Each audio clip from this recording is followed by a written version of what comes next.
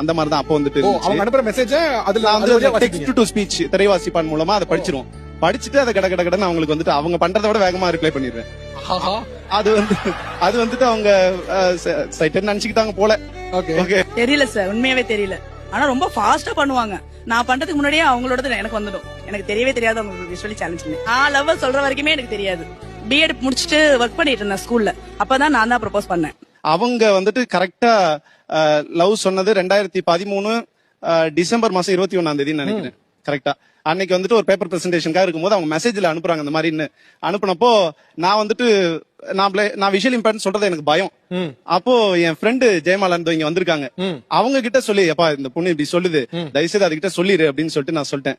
அதுக்கப்புறம் அவங்க தான் போன் பண்ணி இந்த மாதிரி அவன் வந்து விஷுவல் இம்பேர்டு, அவனுக்கு நான் இத்தனை வருஷமா ரீட் பண்றேன் எல்லாம் பண்றேன், ஆனா அவன் ஒருபோதும் நாங்க யாரும் விஷுவல் இம்பேர்ட் நினைச்சது கிடையாது அப்படின்னு நாங்க வந்துட்டு சொல்லிட்டோம். நான் எதிர்பார்த்தேன் மத்தவங்க மாதிரி இவங்களும் கிளம்பிடுவாங்க அப்படின்னு சொல்லிட்டு.